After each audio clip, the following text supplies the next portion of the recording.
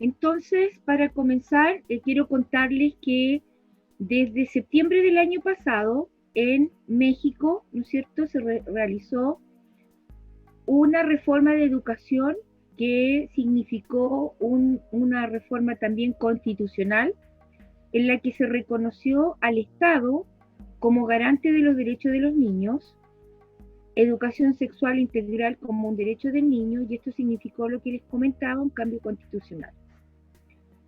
Y desde ese día en que se realizaron estas reformas, ¿no es cierto?, los textos de estudio se llenaron de contenidos de la ideología del género y los padres no se pueden oponer porque el Estado es el garante de los derechos de los niños. Entonces, como ven acá, nosotros en nuestro país estamos en un contexto bastante complejo porque estas dos leyes se están legislando. Sistema de garantías está haciendo ya en su última etapa y provoca un profundo cambio de lo que entendemos nosotros como infancia. Porque nosotros tenemos el concepto de infancia como el niño sujeto de protección, por ser, ¿no es cierto?, como el más débil dentro de la sociedad, dentro de la familia. Ese niño es sujeto de protección y el Estado, especialmente los padres, tienen que cumplir con ese deber de protegerlo. Pero el sistema de garantías, ¿qué es lo que realiza este niño sujeto de protección? A ser un niño sujeto de derechos. Y se reconocen principios rectores con respecto a la niñez, que sería el niño como titular de derecho, la autonomía progresiva, el interés superior del niño y el tema de la no discriminación. Ahora, el niño como titular de derecho significaría que él por sí mismo podría, ¿no es cierto?, exigir sus derechos, ¿ya? Y en especial el Estado se convierte en garante de los derechos reproductivos y sexuales de los niños, por lo tanto va a crear todo un sistema de, llamemos modificación en cuanto a instituciones para que este niño pueda acceder a estos derechos sexuales y reproductivos, ¿ya? Ahora, México lleva una ardua lucha desde septiembre del año pasado en torno a esta educación. Yo estaba en entrevistas en un programa que tengo, el Cuarto Poder Generando Opinión, que se transmite por Facebook, en entrevistas con las profesoras mexicanas, que son dos, con las cuales se contactaron conmigo para preguntarme, porque habían visto algunas publicaciones mías, entonces querían saber cómo ellos podían también difundir estos conceptos en México, porque si esta educación tiene una estrategia política muy eficaz, es que se basa en la ignorancia de las personas, es decir, en la ignorancia de la sociedad y de los profesores, de los apoderados y de todas las personas, mostrándonos como solamente la parte noble de esta educación, pero no nos muestra, ¿no es cierto?, la parte nefasta, que los padres ya no se pueden oponer a ciertos contenidos que para nosotros son controversiales o no están de acuerdo conforme a nuestras creencias. Y si se oponen los padres, por lo que nos contaban las profesoras y un papá mexicano, era que eran tildados de discriminadores. Es decir, también está el tema, ¿no es cierto?, de el tema, por otra parte, que incluye, de hecho, hasta sanciones, multas y todo tipo de cosas que se opongan, ¿no es cierto?, a estos nuevos supuestos derechos de los niños. Bueno, nosotros acá primero yo quiero comenzar con un tema que nosotros dentro de nuestra sociedad no avalamos ni permitiríamos el abuso sexual como algo legalizado. Y menos aún si somos personas que creemos en Jesucristo como nuestro Salvador. Porque fue Él quien nos enseñó que los niños tenían dignidad y que de Él era el reino de los cielos. Por lo tanto, ninguna persona que haya recibido a Jesucristo como su Salvador podría hacerse cómplice, ya sea por omisión o por cualquier otra situación con respecto al abuso sexual. Vamos a recordar qué es lo que entendemos nosotros por abuso sexual. Dice, el abuso sexual infantil, también abuso sexual de personas menores de edad, es la conducta en la que un niño o niña es utilizado con independencia de su voluntad o su consentimiento como objeto sexual por una persona con la que mantiene una relación asimétrica, es decir, de desigualdad en lo que respecta a la edad, a la madurez y al poder. Supone una interferencia en el desarrollo evolutivo del niño y puede dejar unas secuelas que no siempre remiten con el paso del tiempo. Un niño abusado desde la primera infancia va a ser seguramente un adulto destruido por las drogas, por la idea suicida, por la idea depresiva, y que va a ser mucho más difícil para él, obviamente por sí solo, cambiar su vida. O sea, lo único que podría cambiar este quebrantamiento sería el mismo Señor. Por lo tanto, nosotros sabemos que los niños abusados desde su más tierna infancia, ellos van a llevar una dura carga, un dolor, y van a estar, ¿no es cierto?, destruidos muchas partes por mucho tiempo hasta su adolescencia, donde a lo mejor se van a hacer dependientes de la drogadicción o del alcohol o de la prostitución, que yo como docente lo he visto. O sea, yo conozco el caso de una niña que fue abusada desde muy temprana edad, su madre no le creía, el colegio le brindó todo el apoyo, pero ella ya llegada a la adolescencia comenzó a tener relaciones con distintos hombres, con adultos, con niños de su edad, todo, y tenía, obviamente, había desarrollado una hipersexualización, ¿no es cierto?, que no era normal para su edad, y fue así como ella tuvo embarazos no deseados, se cortaba las venas y pasó por una etapa de mucha tristeza y mucho dolor. Por lo tanto, nosotros, como maestros, como padres o como pertenecientes a una sociedad, somos los primeros en rechazar el abuso a los menores. ¿Y por qué les cuento esto? Bueno, porque recién les comentaba lo que era el sistema de garantía de la niñez, cómo el Estado se va a hacer garante de los derechos reproductivos de los niños y que por lo tanto va a depender de la formación moral que tenga el gobierno de turno, va a ser la educación que va a ingresar a los colegios, ¿ya? Pero esta educación, ¿no es cierto?, llamada educación sexual integral, que es otro proyecto de ley, significa, ¿no es cierto?, que se va a entregar educación desde esta perspectiva, desde kinder hasta la vida universitaria, que los lineamientos los da el proyecto de ley y que todos los colegios que no quieran adherirse a esta visión van a ser sancionados por multas o seguramente van a ser amenazados en quitarle, ¿no es cierto?, los recursos que el Estado da, por ejemplo, a los colegios particulares subvencionados y a los colegios municipales. Por lo tanto, va a haber una fuerte coerción en cuanto a que se entreguen los contenidos que esta educación quiere. Educación sexual integral es un modelo educativo que no nace en Chile, no nace en los colegios, no nace en las comunidades educativas, no entra de manera silenciosa, sin que ni siquiera los directores muchas veces entiendan lo que están enseñando, porque esta educación permite que ONGs externas al colegio hagan talleres, ¿no es cierto?, de feminismo, de el LGTBI o de grupos anarquistas o de grupos los que quieran entrar a hablar sobre supuestos derechos humanos, ¿ya? Que nosotros hemos visto en la actualidad en colegios emblemáticos, ¿no es cierto?, que han sido destruidos por todo este tipo de educación llamada de perspectiva de derechos humanos.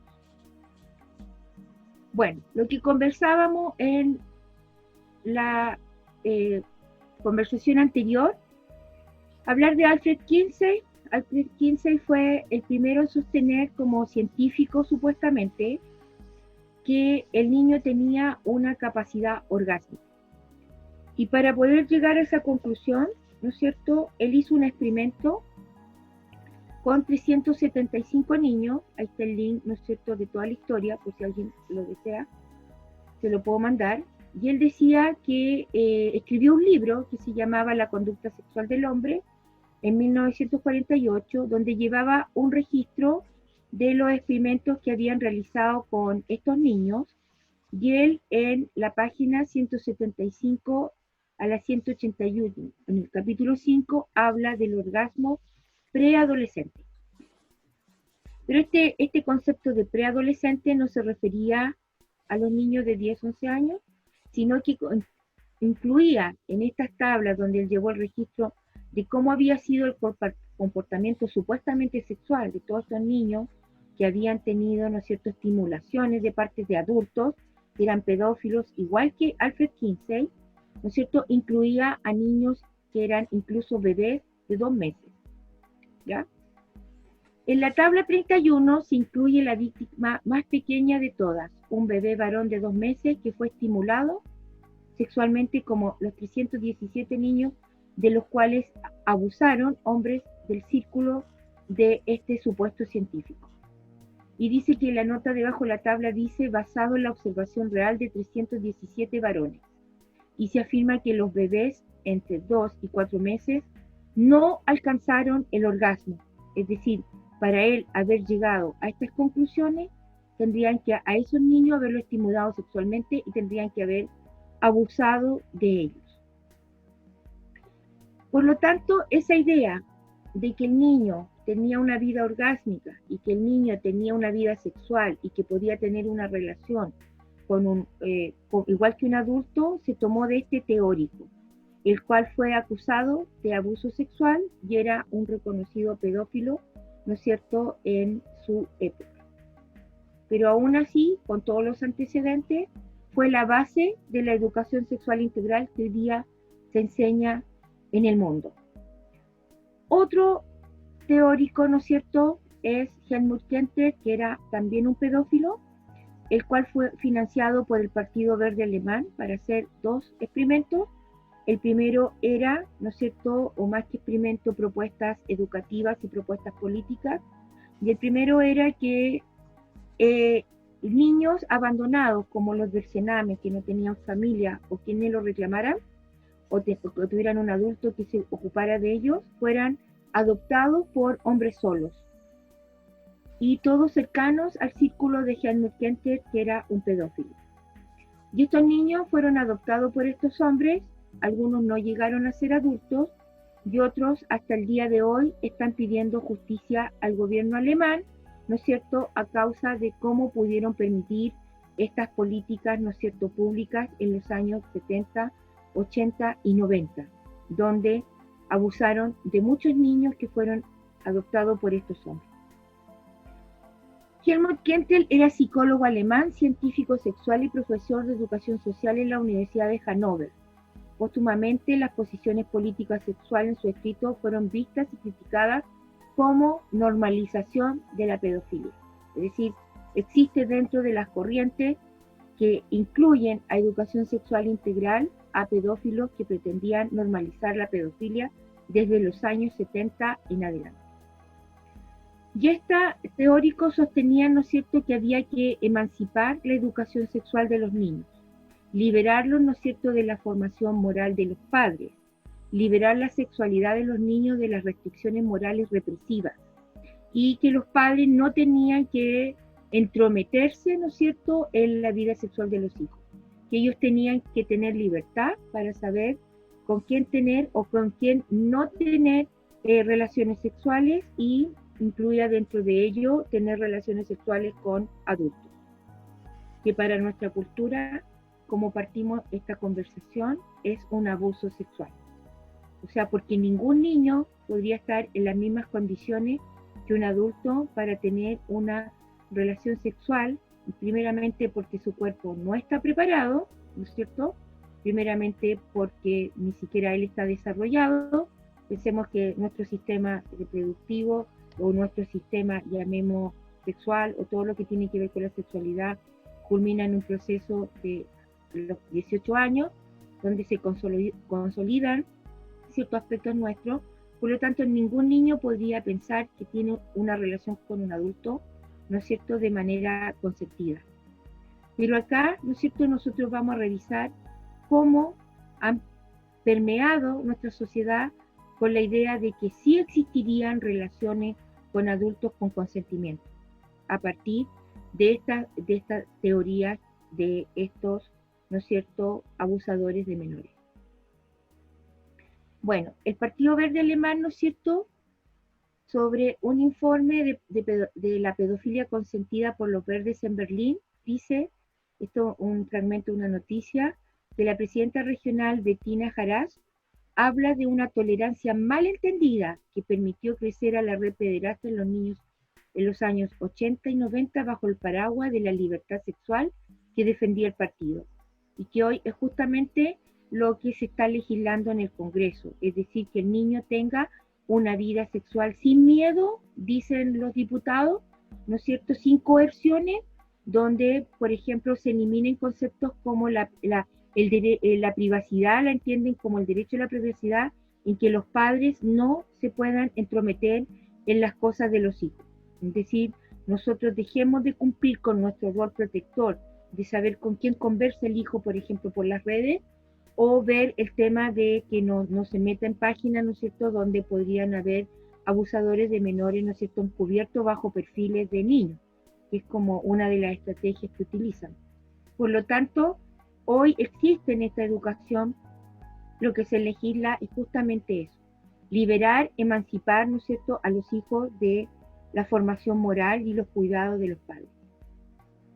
Bueno, existen antecedentes, dice acá, a favor de la pedofilia en documentos de la ONU sobre educación sexual, específicamente en los documentos de varias de sus agencias como la UNICEF, la OMS, la UNESCO y la UNFRA. Dice que abrimos hilo dando amplios detalles y enlaces a los documentos originales que ustedes pueden encontrar en este hashtag Antinambre, para las personas que quieran profundizar más el tema. Estas ideas de Alfred Kinsey fueron después llevadas al Instituto Kinsey, donde se elaboraron, ¿no es cierto?, estas ideas de que el niño tenía la capacidad orgánica. Y luego de ellos, dos importantes teóricos armaron SECUS, que es la institución donde se elaboran los planes y programas, o lo llamemos los proyectos de educación sexual para el mundo. Y bajo el amparo de la ONU, ¿no es cierto?, estos programas ingresaron a lo que se denomina educación sexual integral, ¿no es cierto? Y vemos acá, por ejemplo, que en el libro Es parte de la vida de la UNFRA y de la UNICEF, dice que se puede hablar con los niños de masturbación a partir de los 2 años. Y acá tenemos, ¿no es cierto?, esta parte que pertenece al libro, donde dice de qué podemos hablar con ellos, desde los 2 a los 9 años, y enumera aquí, ¿no es cierto?, varios contenidos, y dentro de esos contenidos, hablar de la masturbación. Es decir, parten, ¿no es cierto?, con estas ideas de que los niños tienen una vida sexual que tienen que estimular desde temprana edad en los conceptos del goce y del placer sexual. Y esas ideas, ¿no es cierto?, fueron sacadas de Alfred Kinsey porque él sostenía que los niños tenían una vida sexual desde antes de nacer. Luego tenemos, ¿no es cierto?, por ejemplo, en este libro que se llama Taller de Salud Sexual y Reproductiva para Madres y Embarazadas Adolescentes en la UNICEF para México, se afirma que se puede obtener placer sexual de personas menores o personas que no consienten, además de objetos y animales, y esto lo dice en la página 89, aquí está el link donde se puede descargar perfectamente y leer, ¿no es cierto?, que se hable explícitamente que se puede obtener placer de personas menores, es decir, de niños. Por lo tanto, aquí hay una clara y abierta explicitación a la normalización de la pedofilia. Por otra parte, tenemos estos estándares de educación sexual para Europa de la OMS, que fueron escritos en el año 2010, a lo cual vamos a dedicarle un buen tiempo, porque este libro se basa, ¿no es cierto?, en los teóricos de 3 importantes pedófilos que son Stanford, Plummer y Wicks.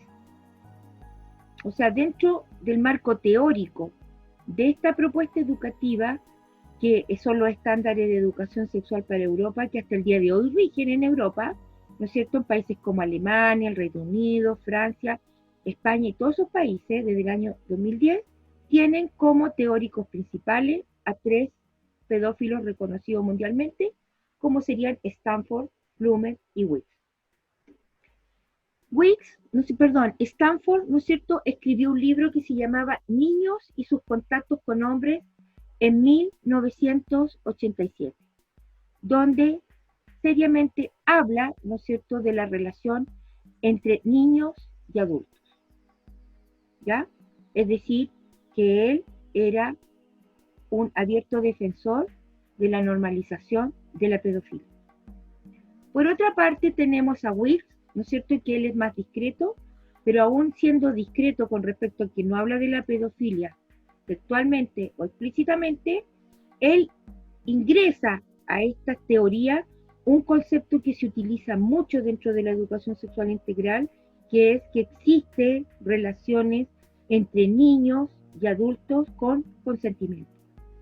Él dice en su libro, hay una edad ideal en la que el consentimiento es libre y posible antes que abusivo, y en la que una relación es consensuada en lugar de coercitiva, y está hablando de la relación entre niños y adultos. Es decir, según él, existiría una edad, o cómo lo podrían hacer para que la relación entre el niño y el adulto no sea coercitiva, sino que sea consensuada y con consentimiento del niño. Entonces aquí nuevamente volvemos a los teóricos que ya mencionábamos. Decíamos que primero se establece esta idea que los niños tienen capacidad orgásmica, los motivamos con la masturbación desde la primera infancia para que esta relación con el adulto no sea de coerción ni sea un abuso, que era lo que sostenía, ¿no es cierto?, Helmut Kempler. Él hablaba dentro de sus teorías de la iluminación de la masturbación, es decir, que el niño conociera lo que era el placer desde muy pequeño para que la relación con el adulto no fuera traumática. Luego tenemos acá que dentro, apuntando a otro tema, y ahí vamos a volver, ¿no es cierto?, a este tema de la pedofilia, que tenemos que, por otra parte, estos programas abiertamente sacan a los padres protectores de la formación moral de los hijos y lo realizan de manera explícita, no como acá en Chile que los ocultan hasta el final, ¿no es cierto?, que todavía la Comisión de Educación todavía no han podido dar respuesta a por qué dentro del proyecto los padres no están nombrados por ninguna parte, pero nosotros sabemos que no están nombrados en ninguna parte justamente porque esta educación pretende liberar a los hijos de la formación de los padres. Según este documento de la OMS, el que estábamos hablando de los estándares de educación europeos, cita, ¿no es cierto?, promotores de la pedofilia, pero además señala sobre que la educación sexual informal es la de los padres. O sea, los padres lo que enseñan a sus hijos cuando hablan de sexualidad es informal, ¿no es cierto?, que no es adecuada para la sociedad moderna. O sea, los padres son retrógrados, ¿no es cierto?, son muy talibanes, ¿no es cierto?, demasiado conservadores, y que por lo tanto lo único que quienes tendrían que dar esta formación serían el Estado y los colegios a partir de sus planes y programas. Pero ellos hablan, ¿no es cierto?, desde la masturbación en Europa desde los 0 a los 4 años, porque para los estándares europeos, en Europa la vida, ¿no es cierto?, esta educación parte desde los 0 hasta los 4 años. Acá, como nosotros todavía no tenemos a la cuna universal, se está hablando desde los 4. Dice, la educación sexual informal no es adecuada para la sociedad moderna. Como decíamos con anterioridad, los padres y madres, diferentes miembros de la familia y otras fuentes informales son importantes para el aprendizaje sobre las relaciones humanas y la sexualidad, especialmente con los grupos más jóvenes. Sin embargo, en una sociedad moderna, esto no es suficiente, porque a estas fuentes informales a menudo le faltan los conocimientos necesarios, particularmente cuando se necesita una amplia información técnica, como sobre todo la anticoncepción o modos de transmisión de las ITS o las OITS, que sería la infección de transmisión sexual. Además de todo esto, las personas jóvenes, cuando entran en la pubertad, suelen preferir otras fuentes de información diferentes a que sus madres y padres, ya que los consideran demasiado cercanos. Entonces, ellos pretenden suplir a la familia, a los padres, a través, ¿no es cierto?, de talleres, ¿no es cierto?, de ONG, de fundaciones, de defensores de los derechos humanos de las minorías sexuales, para que ellos entreguen la formación moral, ¿no es cierto?, con respecto a estos temas. Y ni siquiera moral, sino que acá se está hablando solamente de que ellos se centren en el acto mismo sexual más que cualquier otra cosa. Entonces tenemos estos dos conceptos de, ¿no es cierto?, estos teóricos pedófilos y este concepto que a la familia hay que sacarla, ¿no es cierto?, de la formación porque son fuentes de información informal. Y por otro lado, parte tenemos dentro de estos teóricos, ¿no es cierto?, o de estas ideas relacionadas con eso y la pedofilia, es que en la Guía Internacional para la Educación Sexual de junio del 2009 de la UNESCO estableció como una idea clave, ¿no es cierto?, la explicación de aspectos como la estimulación sexual, el orgasmo y la penetración para niños desde los 9 años. Es decir, aquí existe claramente un vínculo entre las teorías de Alfred Kinsey, Helmut Kentet y todos aquellos que quieren normalizar la pedofilia en ver a los niños como, ¿no es cierto?, niños que tienen una capacidad, una vida sexual y que podrían tener una relación con consentimiento con personas adultas. Bueno, cuando hablamos de educación sexual integral, nosotros en Chile no tenemos, ¿no es cierto?, todavía a nuestro alcance cómo serían esta educación, ¿no es cierto?, por edades, ni cuáles serían las actividades que realizarían los niños en el colegio.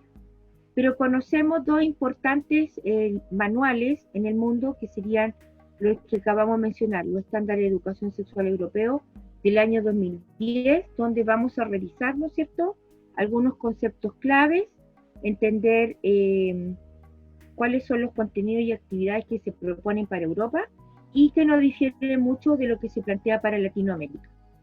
Se llaman estándares de educación sexual en Europa y es una guía para gobiernos elaborada por la Oficina Europea de la Organización Mundial de la Salud, IPPF, conjuntamente con la Agencia del Gobierno Alemán para la Educación de la Salud, porque la perspectiva del género aborda esas dos temáticas, o sea, la salud y la educación, y van de la mano, porque si van a hablar de derechos sexuales y reproductivos de los niños, también tiene que ver la salud, ¿no es cierto?, con respecto a esto, por lo tanto también el tema de la salud alcanza, ¿no es cierto?, a los colegios, cuando ingresa esta educación a los colegios. ¿En qué sentido?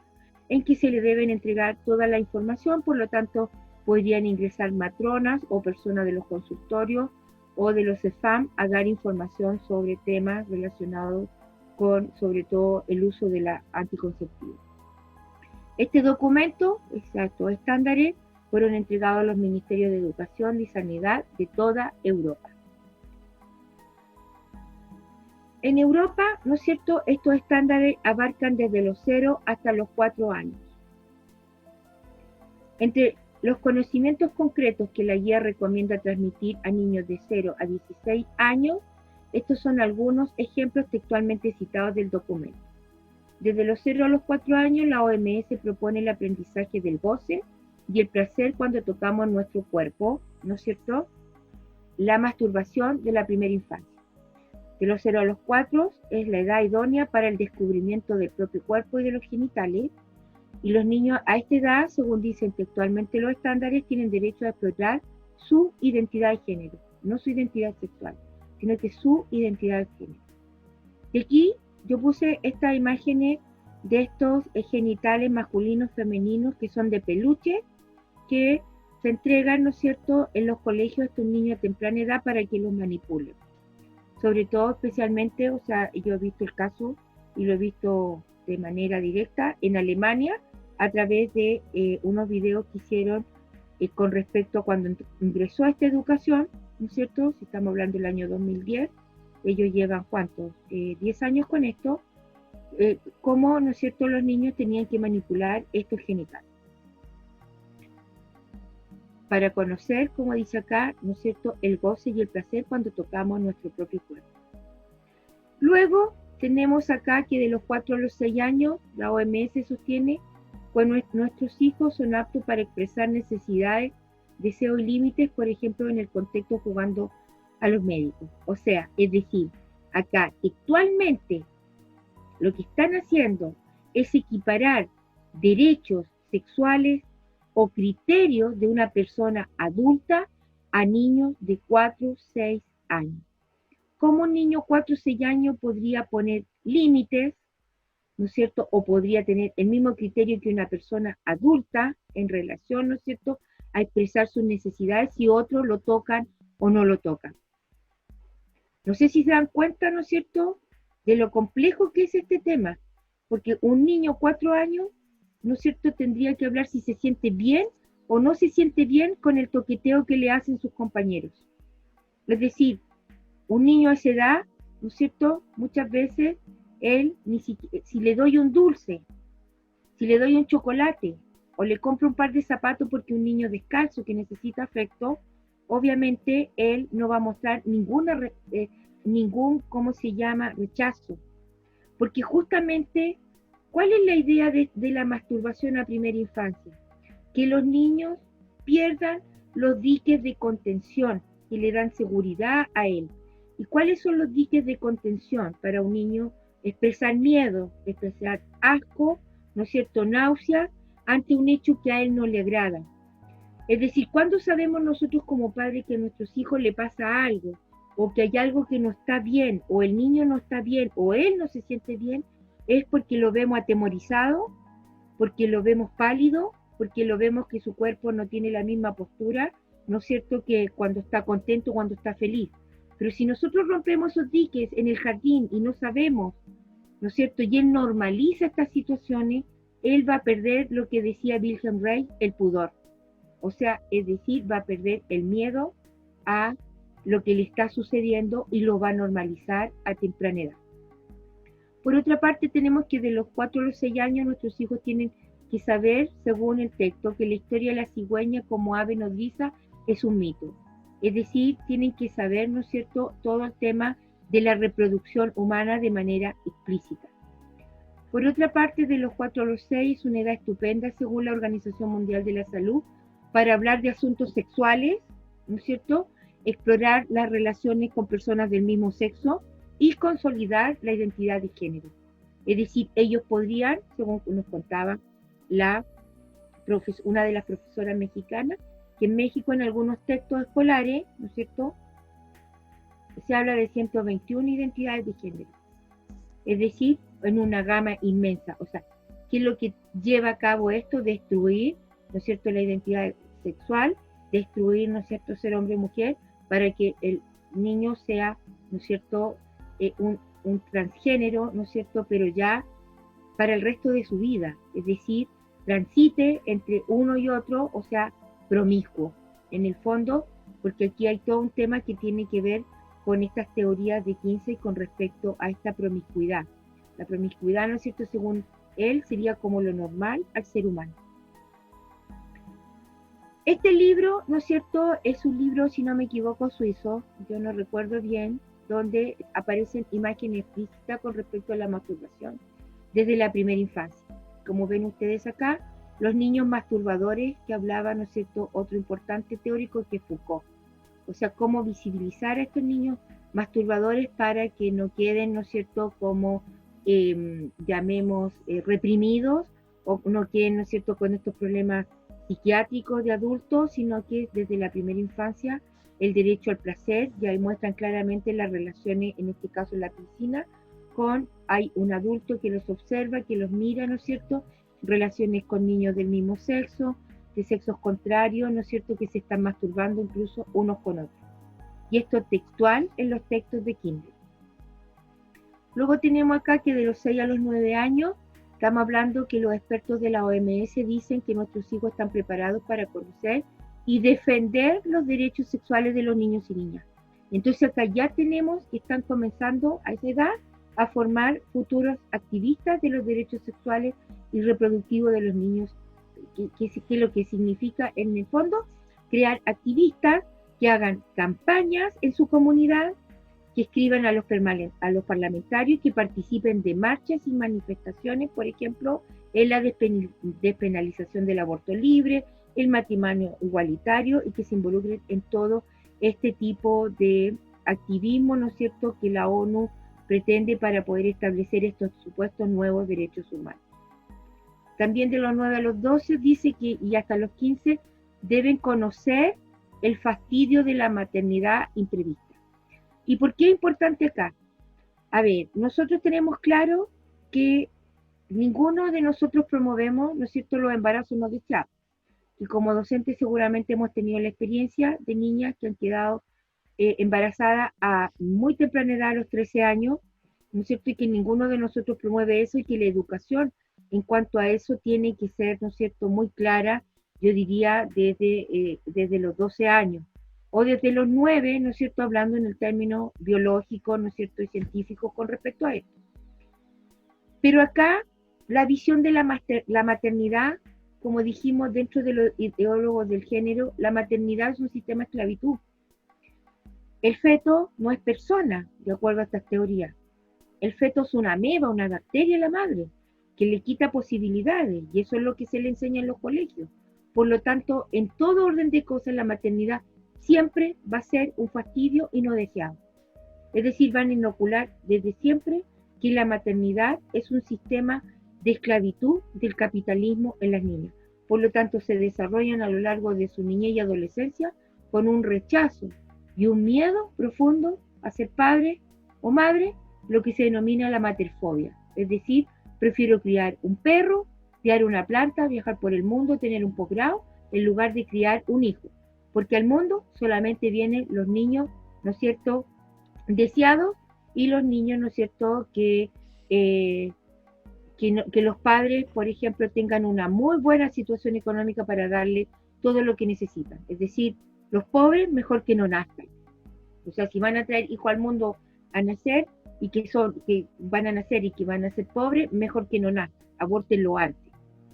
Entonces dice acá, lo dicen con esta paráfrasis, dice, el impacto de la maternidad y la maternidad en adolescentes, es decir, de crianza de los hijos, la planificación familiar, el proyecto de vida, los estudios, la anticoncepción, al toma de decisiones y el cuidado en el caso de los embarazos no deseados. Es decir, los embarazos siempre son no deseados, por lo tanto, porque tenemos entre, ¿no es cierto?, tener un proyecto de vida exitoso, donde la mujer sea altamente productiva, donde sea una mujer trabajadora, que sea sumamente, ¿no es cierto?, profesional, entre eso y la maternidad es mejor que sea lo segundo, es decir, que sea una mano de obra eternamente, pero que no tenga hijos.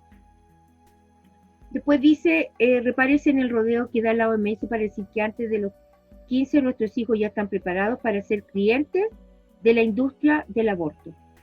Es decir, estas propuestas educativas tienen un dueño y tienen un autor que se llama IPPF. IPPF es la ONG en el mundo promotora del aborto libre en todos los países y paga gobiernos, ¿no es cierto?, senadores, diputados y todo para instalar sus clínicas abortivas en todos los lugares. ¿Y ellos qué es lo que hacen?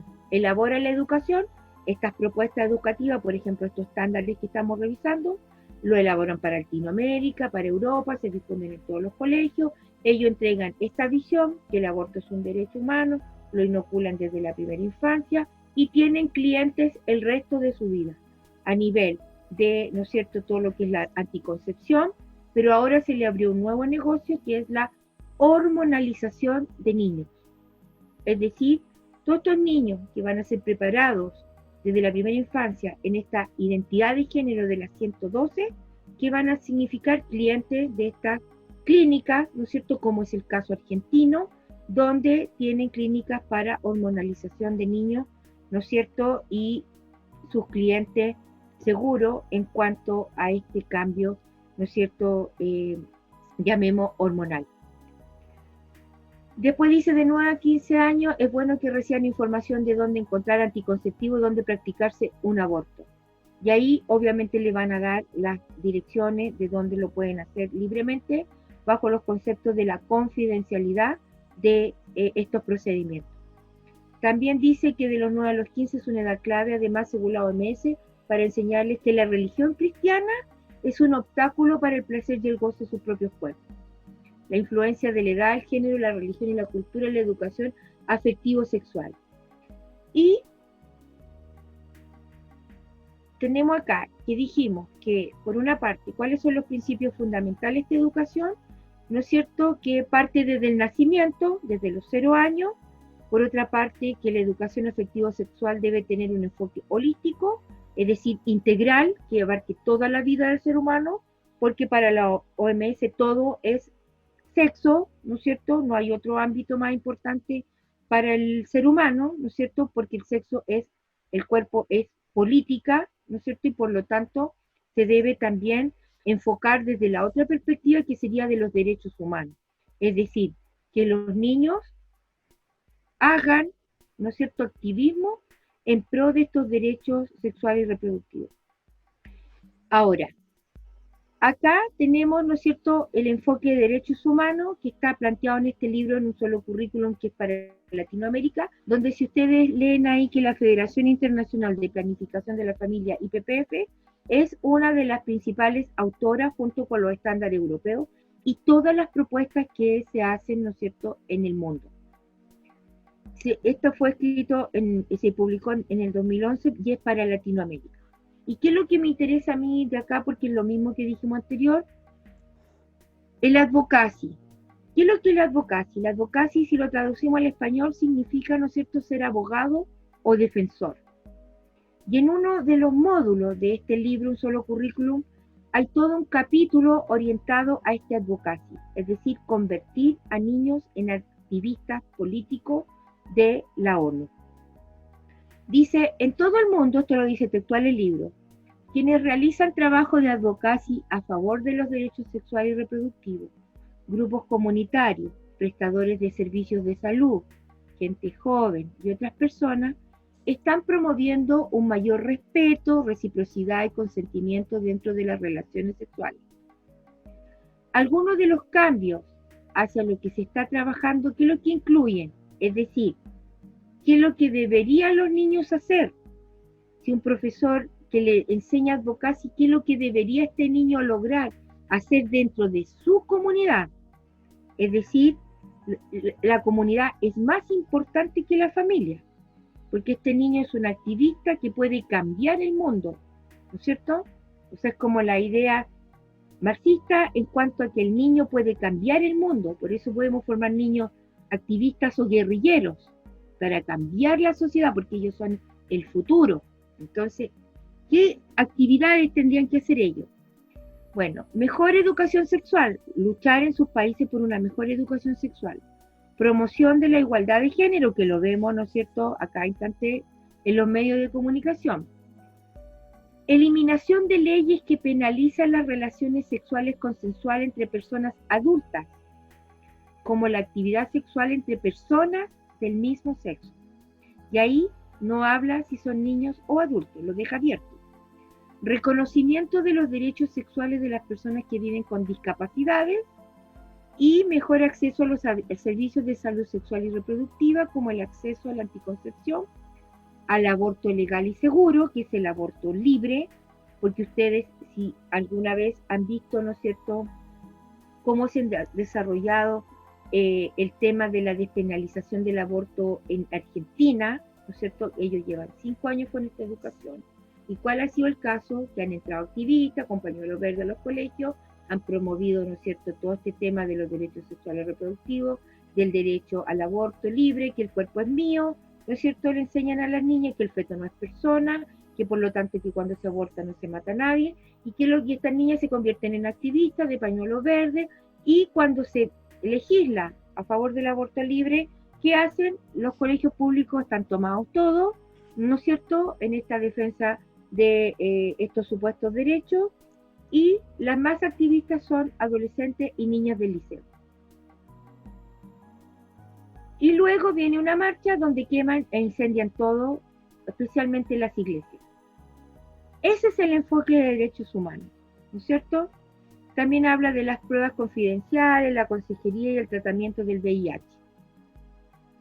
Ahora, yo les voy a mostrar acá cómo este texto y este fragmento, que es como lo último que vamos a ver, estos fragmentos de los libros de México, ¿no es cierto? Dice, por ejemplo, en uno de sus textos dice, durante la historia de la humanidad se han dado más muertes por conflictos religiosos que por alguna otra causa. En tiempos recientes siguen habiendo disputas entre grupos de distintas religiones provocando muertes y desplazamientos de pueblos y acciones que violan los derechos humanos. O sea, el principal promotor de la violencia del mundo, el principal promotor que no reconoce los derechos humanos de los demás, son los grupos religiosos. Y en este libro, ¿no es cierto?, de un solo currículum, ¿qué es lo que hacen? Y también educar, lo dice textualmente el libro, en cuanto a que los niños y adolescentes tienen que conocer los lugares donde denunciar a estos grupos que son un atentado para los derechos humanos. Es decir, denunciar a las iglesias, organizaciones, ¿no es cierto?, religiosas que defienden el matrimonio entre hombre y una mujer, que se oponen al aborto y que se oponen, ¿no es cierto?, a esta liberación sexual, ¿no es cierto?, porque es un riesgo al niño. Entonces dice acá, también, por ejemplo, ahí los libros tienen vínculos con la ONU, a los cuales pueden acceder a través de páginas de internet. Y ahí también tenemos, por ejemplo, todos deben respetar mi intimidad y mi vida privada, los padres no se tienen que inmiscuir en esta vida privada. También, ¿no es cierto?, acá está otro tema que tiene que ver justamente con este tema de los derechos humanos, que es el tema político, es decir, no solamente convertirlo en un activista de los derechos sexuales y reproductivos, sino también del marxismo y el comunismo internacional. Y acá, por ejemplo, este link lleva a los niños a un reportaje con respecto a la Asamblea Constituyente en Venezuela y cómo su creador, Hugo Chávez, ¿no es cierto?, instauró esto en su país. O sea, no solamente tiene que ver con el tema de derechos sexuales y reproductivos, sino que también transformar a niños prácticamente a futuro casi guerrilleros del marxismo.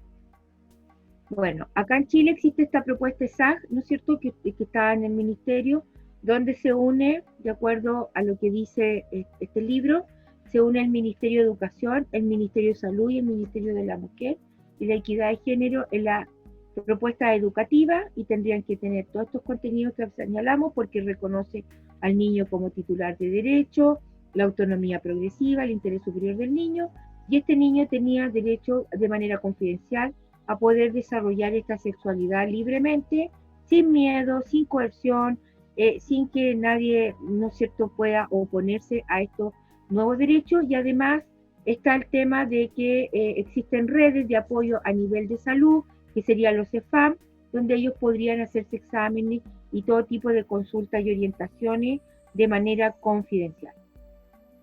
Entonces, ustedes como ven, como conclusión, ¿no es cierto?, tenemos acá nosotros en términos de que nosotros como formadores, ¿no es cierto?, de niños y adolescentes, tenemos que ser claros en cuanto a nuestra enseñanza, tanto en el aula como en nuestra férrea oposición a este tipo de educación, porque en realidad, si lo miramos objetivamente, no ha tenido éxito en ninguna parte. O sea, en lugares donde se ha instaurado esta educación existen más enfermedades de transmisión sexual, obviamente. Yo le digo a un niño, vive tu sexualidad libremente, y el sexo anal, oral y vaginal, como han enseñado en colegios del área sur de Santiago, ¿no es cierto?, estos supuestos ONG de derechos humanos a niños en los colegios, ¿no es cierto?, eso que es lo que genera la promiscuidad, ¿no es cierto?, el niño se siente con la libertad de poder, ¿no es cierto?, desarrollarse sin miedo, ni sin prevención, ni de ningún tipo, y se expone a enfermedades, depresiones, abortos, suicidios y un montón de cosas que nosotros no compartimos. Bueno, esto sería la presentación. Ahí existen otros links, pero que tienen que ver con lo mismo que conversamos durante la exposición. Yo espero que le haya como quedado claro cuáles serían como los enfoques, cómo entraría a los colegios, y en este momento se está tramitando este proyecto de ley que también incorpora que los profesores en las universidades, las universidades que imparten carreras de pedagogía, incorporen dentro de su formación pedagógica, ¿no es cierto?, un tipo de ramo que sería educación sexual integral, es decir, formar a los futuros profesores en esta perspectiva de la sexualidad. Ahora, como le digo, está en un primer trámite constitucional el proyecto, en la Comisión de Educación, en la Cámara de Diputados. Estamos tratando distintas organizaciones, donde está el Pastor Cristian, y hay otras organizaciones, de difundir esto, de hacerlo llegar sobre todo a personas que trabajan con niños y adolescentes para informar a las familias, a lo mejor para readecuar sus programas con respecto al trato con los niños y adolescentes, en a lo mejor prevenir o reforzar, ¿no es cierto?, cuáles son los principios que nosotros defendemos como hijos de Dios y poder, ¿no es cierto?, poder influir en nuestra sociedad, en nuestros colegas, de que no se adhieran a esta educación. Es decir, que no lo acepten como algo bueno porque los medios nos manipulan y sobre todo los diputados en decir que esto es un beneficio, que es mentira, que en realidad los que estamos en contra de esto somos unos talibanes ignorantes, que no tenemos idea de lo que lo que estamos hablando, que esto no va a pasar en Chile y sabemos que no es así, porque de hecho hasta los mismos colegios van a ver el control de lo que realmente se le entrega a los niños a través de estos talleres que también se incorporan, ¿no es cierto?, como clubes o talleres extra programáticos o en el mismo currículum, que pretenden también hacerlo de manera transversal en distintas asignaturas. Por lo tanto, lo que estamos exponiendo efectivamente lo hemos hecho con mucha responsabilidad de todo lo que nosotros sostenemos que es perjudicial para los niños y jóvenes de nuestro país.